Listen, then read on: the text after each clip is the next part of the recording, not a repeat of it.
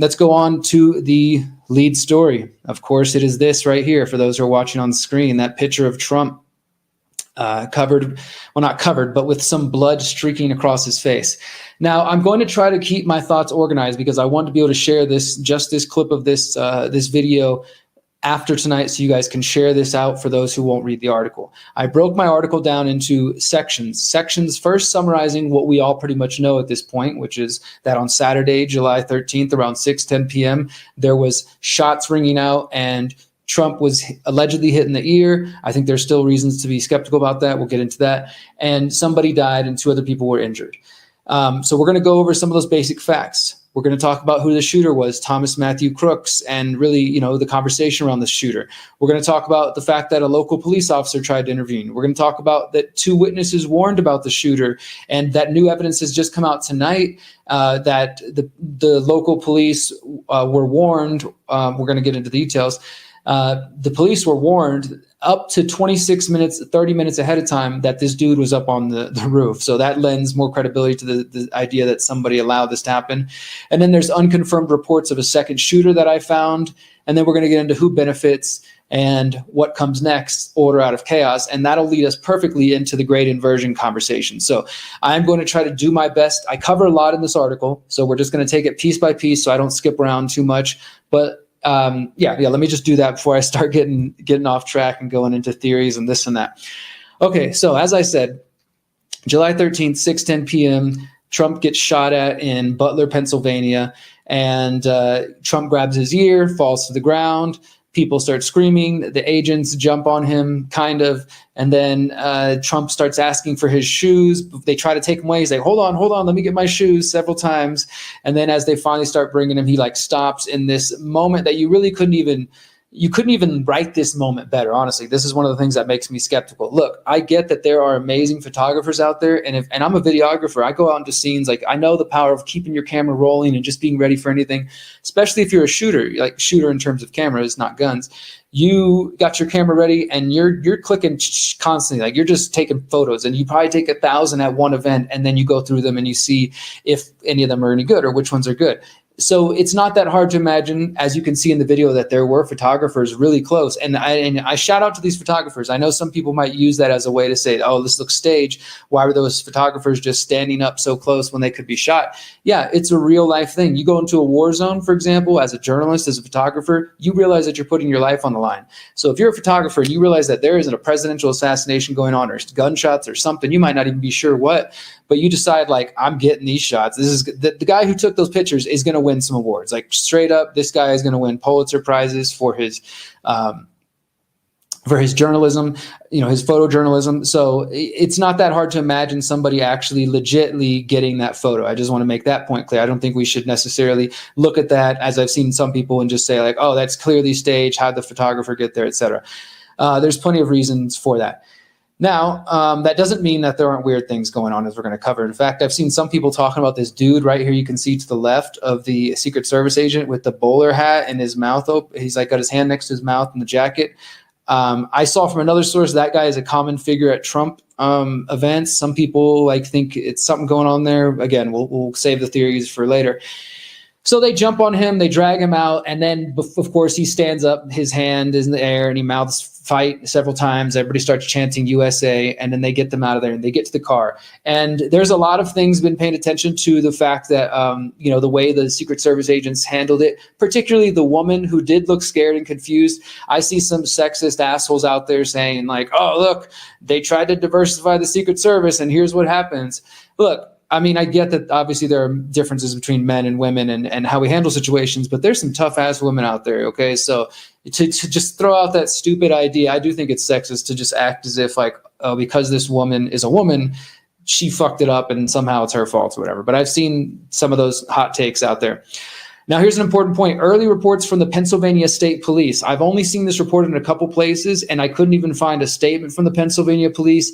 I saw it reported on the news. I was watching it live after the whole thing happened. I started turning on several different channels, Fox and others, and just listening. Because guys, this is when you do have a false flag event or a staged event, it is in those moments, like for example, the Boston bombing, 9/11, so many others, that when there's all these news reports coming out, not only do you very quickly start to see a narrative forming, and it's like, it's this one guy, Osama bin Laden, or something like that, but also bits and pieces of the truth come out. That's why, for example, we look back on 9/11 and we're like, hey, look at this BBC journalist reporting that WTC-7 went down when the building's literally right behind her.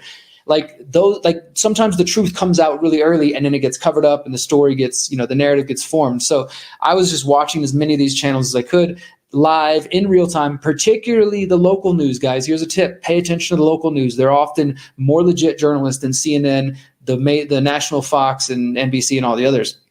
So I saw a Fox station report that a Pennsylvania State Police statement said that Trump was actually hit by a piece of glass from the teleprompter screens on either side of him. However, though, Trump says that he was hit by a bullet, which, I mean, even if he wasn't, I think he would claim he was. But there are videos that show, based on what I've seen, that both the teleprompters are intact. So that theory seems to be out, but that was one of them that was out there floating around. Now, of course, a man did die, Corey Comparator, and I've seen pictures of him floating around. It's sad that somebody died in this whole thing. Now, look, let me just also address this before we go any further. I know that there's already those of you out there saying, Derrick, I can't believe you buy this. Nobody died. Trump did get hit by a bullet, et cetera, et cetera. And look, I'm willing to entertain those conversations. I'm not just going to shut you down automatically. That's not the purpose of this video today, just FYI, in case anyone thinks that's where I'm going. But because I am a critical thinker, I could imagine a scenario where that could be true. Maybe we can talk about that later if you guys remind me. I don't want to distract from the things that we know and get too far off into speculation land. But I know some of you might already believe the whole thing is staged and faked. I think there's some scripted narrative thing going on here. I can't quite tell what's what, but that's the point of this article and this report. So the shooter was, of course, initially there was different names going around. And I don't think, again, that's that unusual, because people, especially in the age of the internet, we got freaking internet sleuths like myself and you guys out there. And as soon as we can, we hear a name and we start looking up people's profiles and pulling up, look, he said this thing in 2013 and he did this. And a lot of times it's the wrong person and people have to come out and say, hey, I'm alive. I'm not the shooter. Please leave me alone. And they start getting death threats, and, it can really ruin people's lives. I get like the immediate rush to try to figure things out.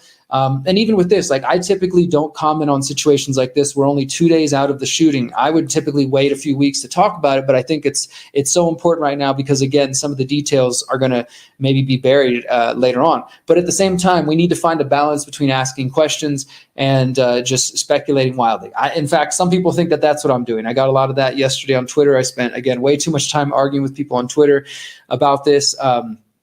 But I do think it's healthy to ask questions, but we shouldn't just get so far to things that we can't prove at all.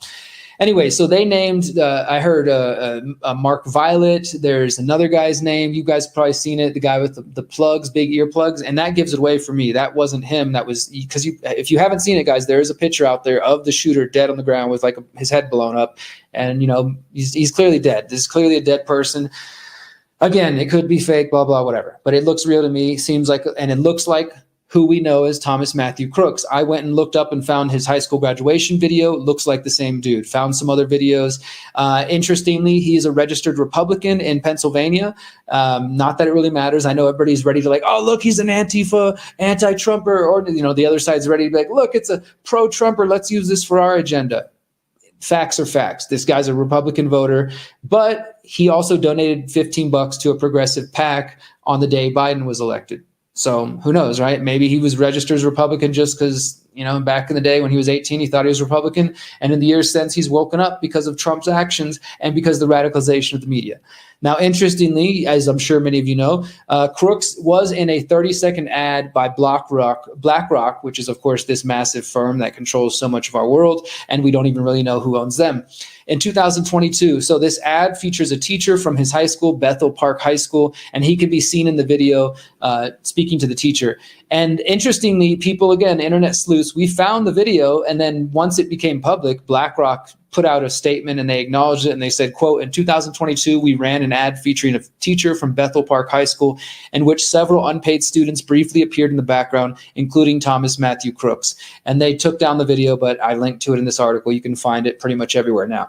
Now, on that spot, let's just pause there for a moment. Again, weird shit. I don't know what the hell that means, guys. Like, yes, the connection to BlackRock doesn't feel good, and I get maybe the instinct to just want to jump to, like, that means something, you know, his parents must have worked for BlackRock, and then they staged this thing, and then his dad apparently had 20 guns, so maybe he was secretly MK Ultra and trained to know how to miss perfectly, and then BlackRock funded the whole thing. And I don't know, guys. Maybe, but we're never going to know. That's the crazy things about these sort of things. And this is why it's important to be a critical thinker. You look back at every major event like this, there's always these weird little threads. And in fact, if you guys know Jim Marrs, he's a researcher. He's since dead. Amazing researcher. His book, Rule by Secrecy, woke me up back in the day. Jim Marrs would tell me when I would ask him certain things, when I got to interview him about 3 or 4 times, and I could pick his brain every time. And he told me that in his file cabinet, because he's an old school dude, he's got a real file cabinet. And he said he had a folder. So he said there would be topics and issues and things that would make him go, huh. Like, I can't necessarily prove anything, and I don't know what the heck that means, but it sure makes me go, huh, I'm just going to file that away. So I think this BlackRock thing for the moment, until we have more solid evidence, is just, it's going in the file. We don't know what that means. Yes, I know it's weird. Again, it doesn't feel good. It feels like something sketchy, but at the moment we can't prove anything. You guys can speculate if you want. I'm sticking with what I can prove at the moment. And I do have some speculation towards the end, but not so much on the BlackRock thing at the moment. Another fact, Olivia Rubin, who is with ABC News, said that this guy had been rejected from the high school rifle club, and that he was, one of the team members allegedly said that he was asked not to come back because of how bad of a shot he was. Now, I've seen people speculating that, or saying that, well, if you look at the high school records, there's no indication he was actually on the team. And so, again, maybe that's disinfo. I don't know why that they would want to say he's a bad shooter. Like, that doesn't really, I don't know whose case that helps. Business Insider also spoke with a former Secret Service agent. Now, I think this is interesting. This is in mainstream news. This guy's Bill Pickle. He was the former special agent in charge of Al Gore's vice presidential Secret Service detail.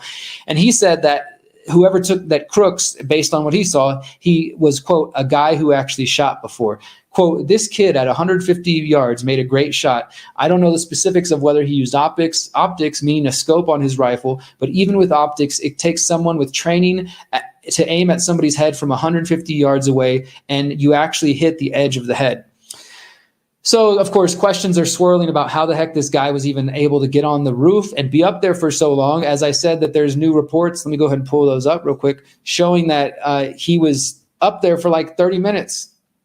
And shout out to Don Villa, a good friend, and with the Conscious Resistance Network, Don's been sending me little nuggets he's been finding. Don is a great researcher. So here we got a TMC video, Trump rally shooter seen opening fire and getting killed seconds later. And if you can see that little still image right there, that shows him literally just like laying on the thing and in clear day. And obviously people are able to get video pictures of him, and that's a still from a video. So they got video.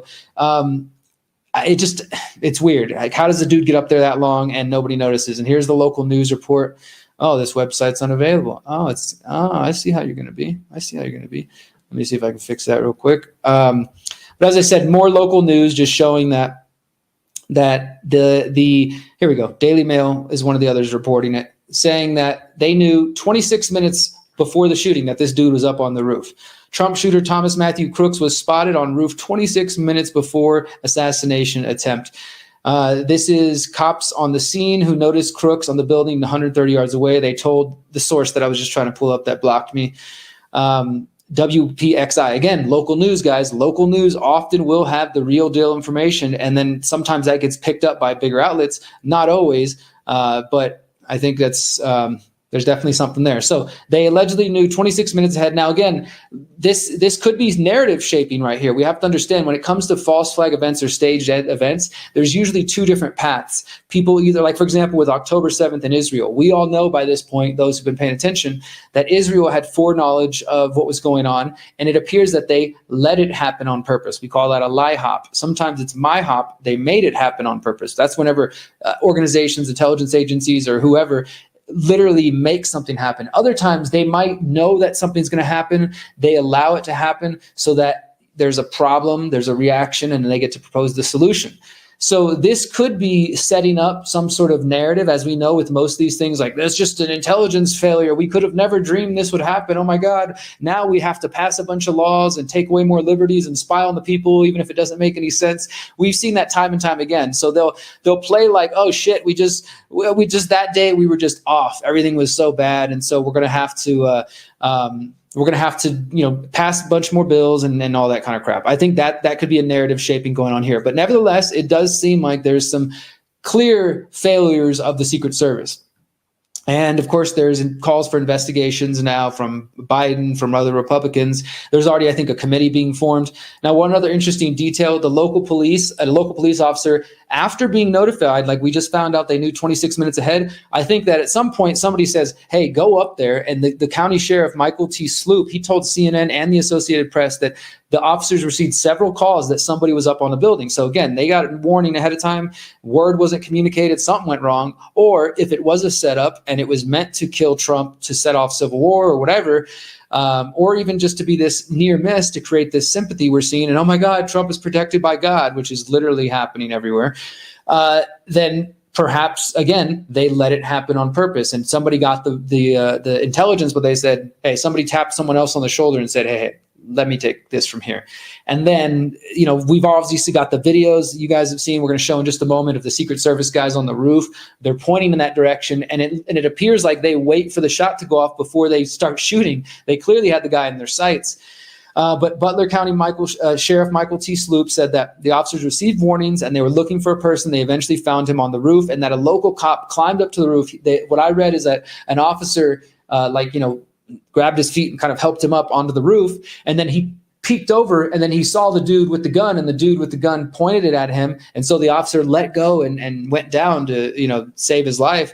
And then right after that, homeboy starts shooting. Allegedly. And of course, we're also being told that there was some rudimentary incendiary devices, which basically means he had some wires and they're going to call it a bomb. I mean, that would be my guess. Nothing proven that he's a bomb, but just like with other times, there was a pipe bomb found over here. They want to make this seem like this, they prevented something that could have been much worse. It was a scary day, but oh my God, if he would have been allowed to really do what he wanted to do, he was going to take off shots and then blow up a thing.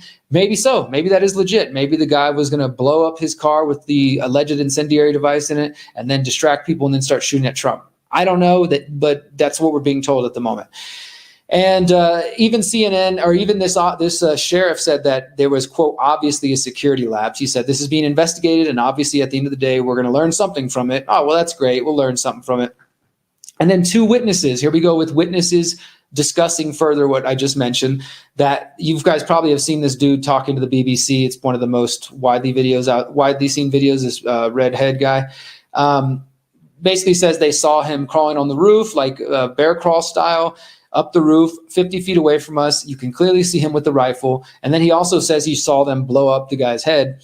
He pointed a shooter out to the police officers who appeared to not know what was going on. He said he was wondering why Trump was still speaking when the agents were just standing there. Quote, I'm standing there pointing at the gunman for, 2 or 3 minutes. The Secret Service is looking at us. And then there's another affiliate, KDKA, CBS's local affiliate in Pittsburgh, where they talked to another guy named Ben Macer, who said, quote, we saw the guy move from roof to roof. I told the officer the alleged shooter was on the roof. And when I turned around to go back where I was, it was when gunshots started, and then it was just the chaos. And then they got another guy named Ryan Knight, who also says the same thing. I walked over about 20 minutes before the shooting happened to stand along the fence line where Trump was. As I was doing that, I was right beside the AGR building, which had the shooter on it. When I was sitting there, a guy said, oh God, he had a gun. When I looked up, there was a guy on top of the building with an MI6 with a blanket pointing at the president. He starts shooting. 4 to 5 shots ran out. I throw the guy I'm with to the ground. I jump to the ground. I look up, and I see his head get split from the shot at the Secret Service.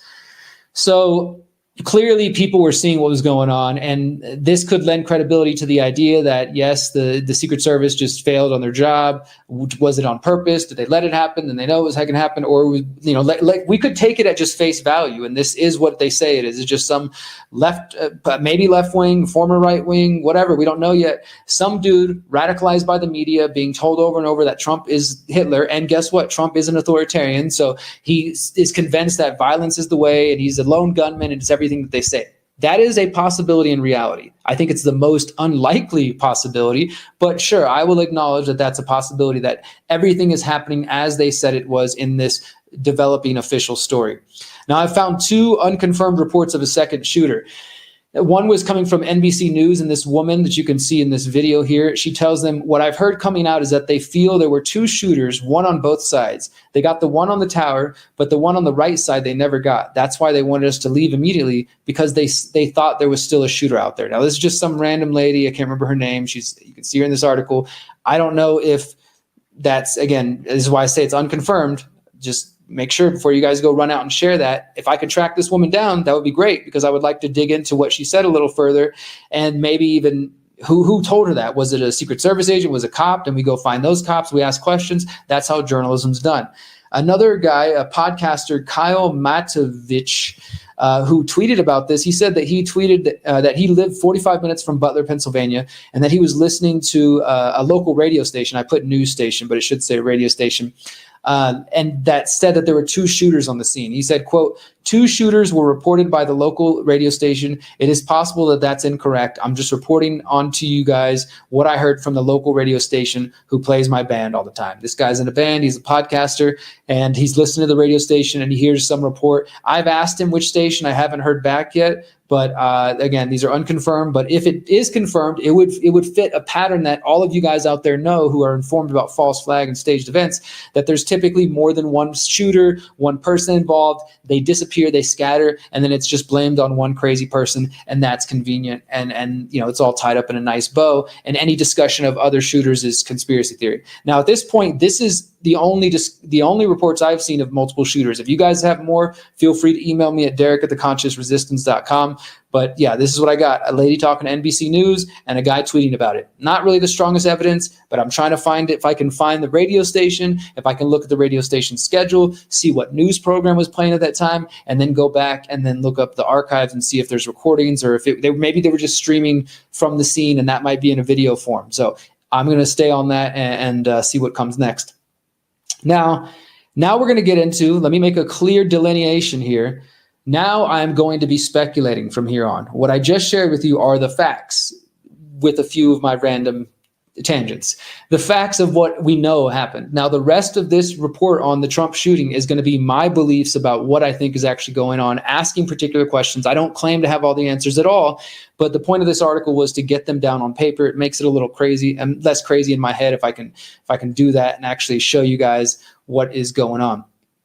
Okay, so let me go ahead and jump back to it. Let's talk about what comes next and who benefits from this. Whoops, where'd my article go? All right, let me do this again. Thank you guys for listening. Again, this is the Conscious Resistance Live. We do this every week. Who benefits from this alleged attempt on Trump's life? There's a few possibilities I think we need to consider. First, let's assume that the story as we are hearing it is actually factual. This is what I was just saying a moment ago. This is, of course, a possibility. The assassination attempt was simply the act of a crazed lone gunman who is potentially radicalized by their hyperbolic media and divisive social media. His near miss may simply be the result of a failure on the part of the Secret Service. And if you think that may be true, we could also say that, you know how the officer was helped up with the other officer and he popped up on top of the roof and saw the guy for a moment and the guy pointed the gun at him? That might have made him go faster than he planned. If this guy is clearly pretty good at shooting, if he is the one who actually shot, and if a shot happened, I know it's blasphemous.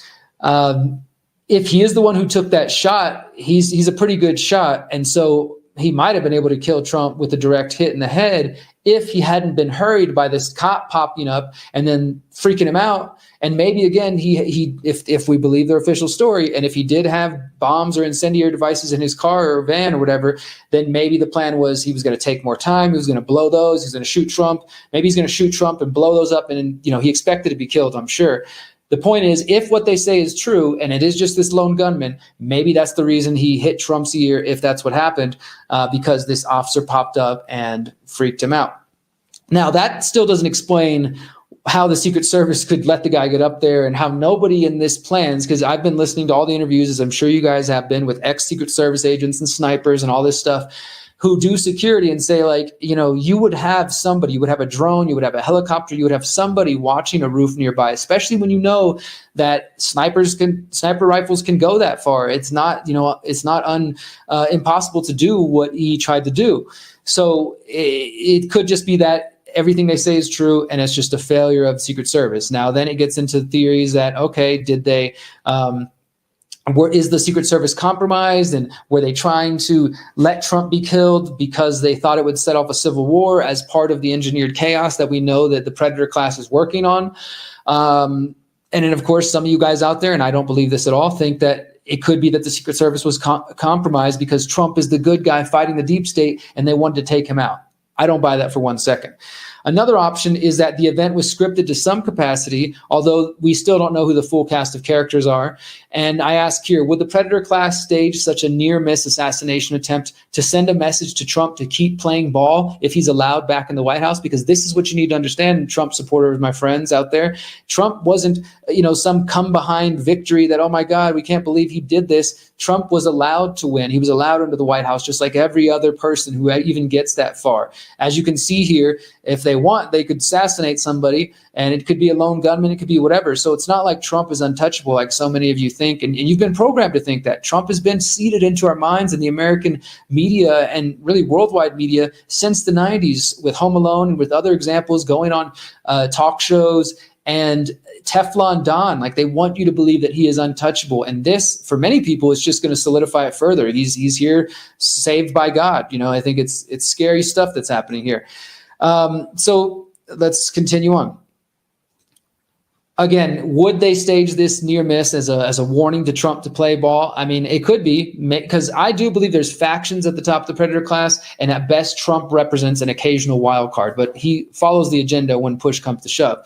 Or perhaps they intended for this lone gunman to succeed and kill Trump so they could use his death to incite the civil war, and they failed. Again, this is just me putting out ideas, and I'm sure you guys have all considered this at this point.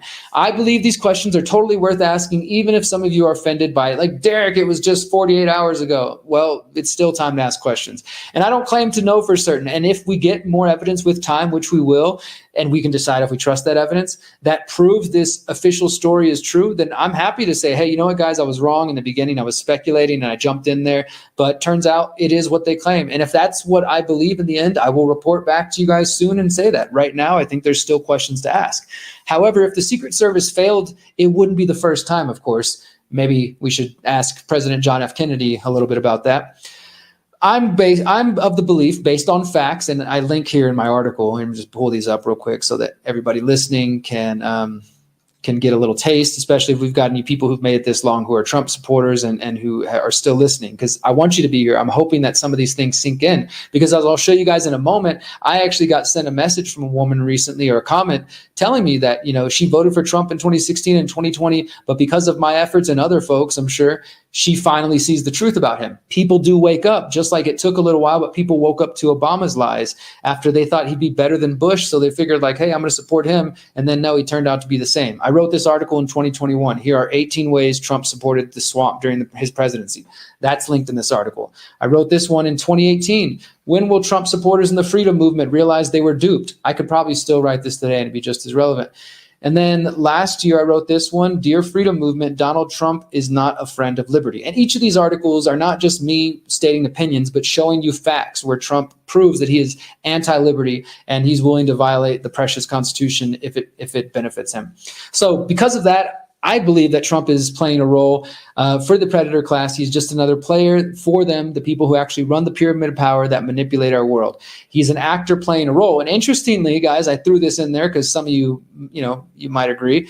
When you look at Trump's time at the World Wrestling Entertainment, WWE, used to be WWF, WWE, the fake wrestling. When you look at that, and then you look at that picture, that great picture that everybody's so impressed by, it's kind of hard to tell the difference, right? Like here, let me just pull up some real quick on screen. Like here's Trump at one of his WWE events. Yeah, fist in the air, right?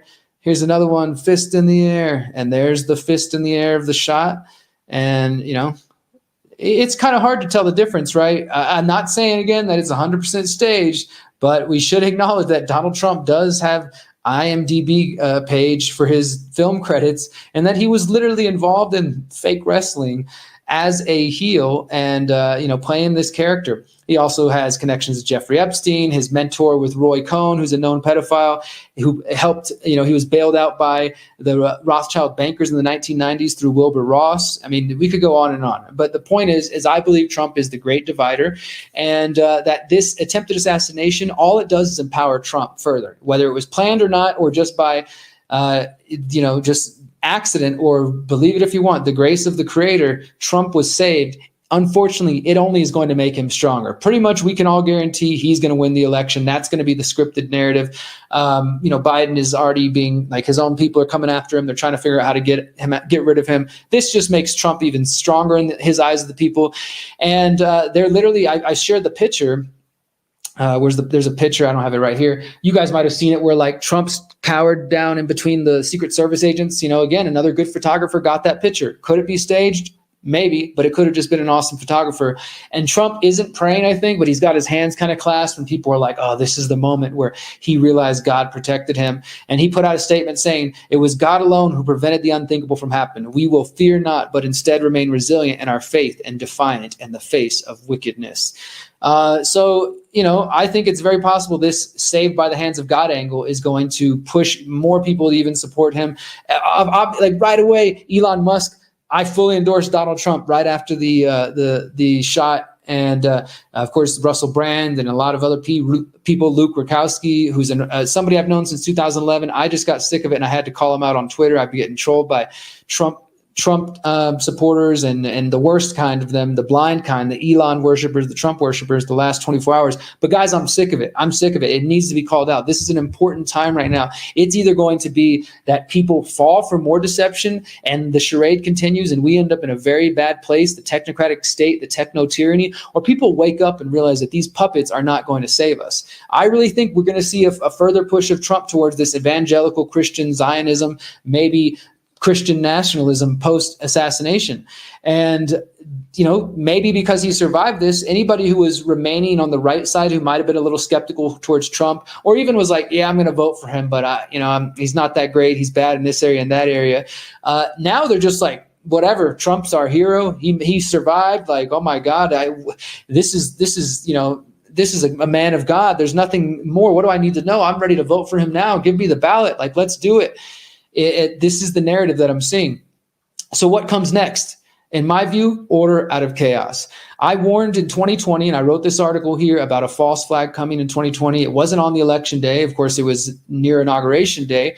But I wrote this article for The Last American Vagabond called The Establishment's Plan to Divide, Part 2. I wrote one in 2016 as well called The Establishment's Plan to Divide, COVID-19, Election 2020, and the Great Reset. And it pretty much what I said has come true. The chaos, the division continues. The predator class wants chaos so then they can implement order. And they're going to create chaos any way they can. And to be honest, let's be real. If that means killing a presidential candidate who's supported by millions of people and then also detested by millions of people, then they would do it if that's what they really want. So either Trump got really lucky, or he is saved by God, as some of you want to believe, or it was intended to not harm him. And that's an incredible, Trump would have, if he knew about it, would have to trust so much that, that he was not going to be killed. And some people say, oh, look, he moved at the last minute. That was God saving him.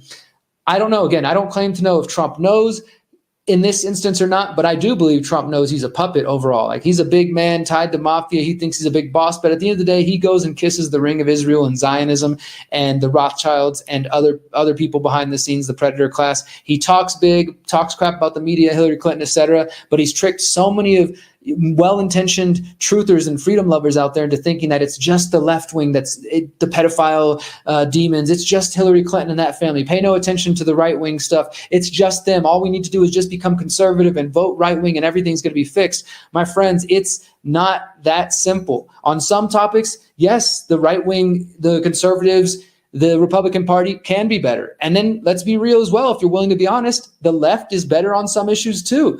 This is what the whole thing is about. They want to keep you in this false dichotomy of like, oh no, I got to vote for these guys. I got to vote for these guys. And we're going to get into this in this next break. This is what the great inversion is all about, the false awakening, having you going back and forth between these two polarities, which essentially represent the same machine. Yes, in some ways they're different. Abortion, the environment, and the left has gotten much, much worse. They're pushing transgender stuff on people. They're, the culture war, all that. And I think that stuff matters. That's why I report on it. But that is by design. This is my essential theory here of the great inversion, and everything you're seeing in front of you. This is fifth generation warfare that's been scripted to make you think that Trump is a hero. And I literally can see these responses from people when I'm debating them on Twitter and elsewhere. They're like, oh, right, all the media attacks him, and you're telling me he's a bad guy. That's exactly why they do it. It is a scripted thing. I'm not saying every single journalist out there is part of the plan. Many of them truly do hate Trump and have lost their minds in some ways. They don't report on like, hey, he's a Zionist. They report on like, oh, he had an affair. And they are using lawfare and things to go after him. I'm not saying none of that stuff is happening. The courtroom's not there. The charges aren't there. But it's by design. This is fifth generation warfare. This is the real 4D chess, not the 44D chess that Trump is somehow a good guy, despite all signs to the opposite, all reality to the opposite, showing who he really is. So they attack him. Not only does that serve the purpose of the mainstream corporate media losing credibility, so more people exit, and then they want to look for alternatives. And what do? The predator class provides alternatives. What we have now called, what David Icke, and I think it's a great term, called the mainstream alternative media. And again, this goes back to the great inversion. Believing in people like Tucker Carlson, Elon Musk, Donald Trump, that these are the real heroes and they're the only ones standing between us and complete tyranny. And if we don't have them on our side and we don't vote for Donald Trump, then it's just going to be communism as soon as Joe Biden gets in office. And obviously that hasn't happened. Yes, we saw a lot of bad things that continue and will continue under Biden or Trump. But the left says if Trump gets in office, it's going to be fascism, right-wing nationalism, and Christian nationalism. And they might be right. And the right wing says if Biden gets in office, it's going to be communism. And to some degree, they're right. But at the end of the day, you're both being led astray. Go back and study the work of, study technocracy, the whole theory, the whole philosophy behind it. This is what my book, How to Opt Out of the Technocratic State's about. Look up Anthony Sutton and Patrick Wood's early work on the Trilateral Commission. And they've known for generations that these parties both use, just like the banking class funded Hitler and they funded the communists. Yeah, go read Sutton, Anthony C. Sutton, read his work, read this historian's work. He's dead now, but he left the legacy of truth. They fund both sides, the socialists, the communists, the nationalists, and they'll use them against each other. They use them to divide the people, but their real philosophy is technocracy. Management by scientific and technocratic elite of society. And sure, that has some elements, you could say, of communism and some of fascism, but it says that there should be no political parties and no voting, but that managerial class should be in charge, and they're the ones who should make all our decisions for us. And when they were saying this back in the day, it was crazy because they didn't have the technology to do so. How in the world were they going to have some computer or some device? They just called it a machine. They didn't even have computers as we know them. There's going to be a machine that's going to track all resources and it'll distribute them evenly, we promise. And it'll be so just and sustainable and equitable. Where have we heard these words? And people will get energy credits. Where have we heard this idea? Yeah, back then in the 1920s and 30s, it sounded crazy. But now in 2024, with AI, with digital identities, with central bank digital currencies, with social credit scores, and this giant big tech monopoly, which Elon Musk is a part of, they can make it happen. So you're fighting false demons. Yes, fascism should be opposed and communism should be opposed. They're both horrible philosophies that do not lead to liberty. They lead to bad consequences.